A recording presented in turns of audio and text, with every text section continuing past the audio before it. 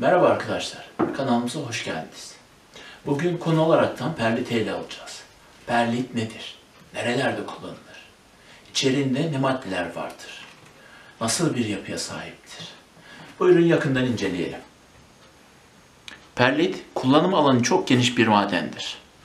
İlk olarak yapısından bahsedelim bence. Volkanik kayaların patlamasından elde edilen gözenek yapısı çok fazla olan kararlı bir yapıya sahip madendir. Düşünsenize bir, su tutma potansiyeli çok yüksek bir maden bu.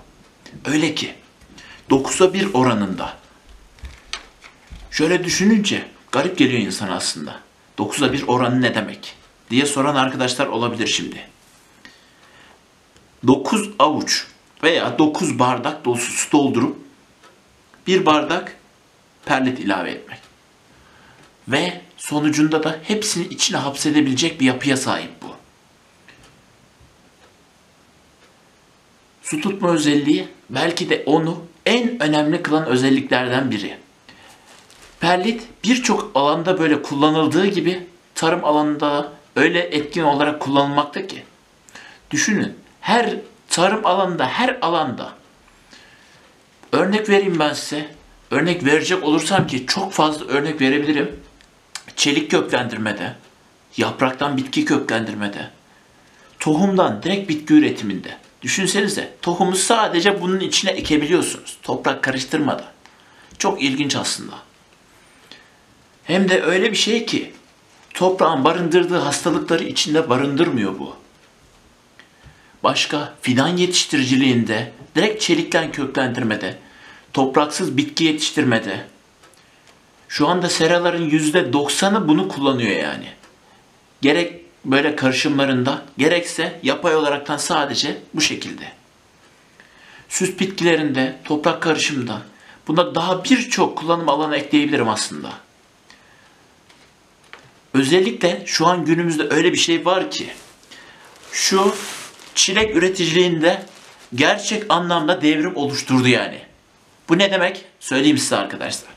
Çilek yapısı itibariyle toprakta suya değdiği anda, nemli kaldığı anda çürümeye mahkum bir meyve diyeyim. Hatta sebzeye de girebiliyor ama neyse. Toprağa değdiğinde küçük bir yapısı, toprağa değmesi çürütüyor onu. Çürüdüğünde üreticinin işine gelmiyor kesinlikle. Ve şu anda şu kullanılan maddede çilek üreticileri çok daha verim arttığını söylüyorlar. Ki etrafta ben buna şahit olduğum yerler de var. Bölge olaraktan çilek üreticiliğinde bulunan noktalardayız. Toprakla temas ettirmediğinden dolayı, üstünde nemi sabit barındırmadığından, sadece içine çekip iç yapısında bulundurduğundan dolayı çilek üreticilerinin en büyük tercihi. Ve böylelikle çürümelerin önüne geçmiş oluyorlar. Ki bu da çok büyük bir kazanç aslında onlar için. Perlitin bir diğer özelliğine değineyim. İnşaat sektöründe mesela ısı yalıtımı olarak kullanılıyor. Bu ne ilgilendirir bizi diyeceksiniz. Ki haklısınız da. Bizi ilgilendiren konu şu. Isı yalıtımı dememdeki nokta şu. Bitki saçaklarında kılcal kökleri sıcak tutması çok etkin bir madde olmasının sebebi. Aynı mantıkta perlit, direkt tohum yetiştirmek isteyen arkadaşlar için ideal bir tohum yatağı. Nem oranını düzenli tuttuğundan ve toprak olmaksızın direkt perliti viyole veya saksıya doldurup içine tohum ekimi yapılabildiğinden bu gerçek anlamda bir devrim.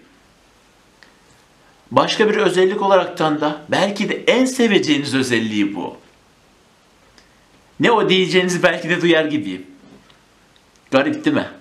Merak ediyorsunuz belki. Belki bana diyen arkadaşlar da var burada. Hastalık barındırmaması. Toprakta mantar var. Uğraşıyorsunuz.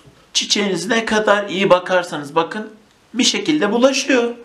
Dışarıdan gerek arkadaşınız getiriyor, gerek başka bir yerden geliyor veya sera çıkması alıyorsunuz, çiçekçiden alıyorsunuz.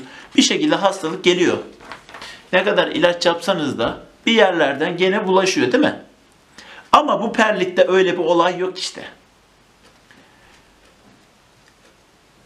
Radyoaktif madde içermemesi ve dışarıdan gelebilecek hastalıkların böyle ihtimalinin dahi olmaması. Bence en büyük avantajı bunun.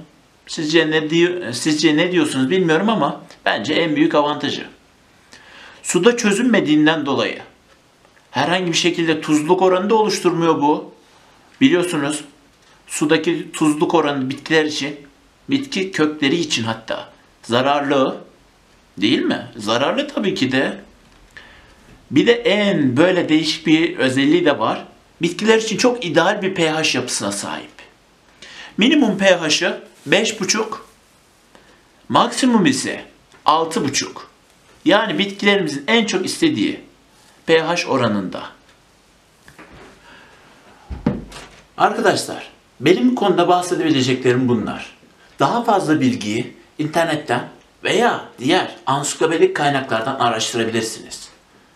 Sayfamıza eğer videomuzu beğendiyseniz abone olmayı ve like atmayı, ki bunlar önemli biliyorsunuz sayfanın gelişmesinde, ve en önemlisi de sorularınız varsa yorum kısmına yazmayı unutmayın.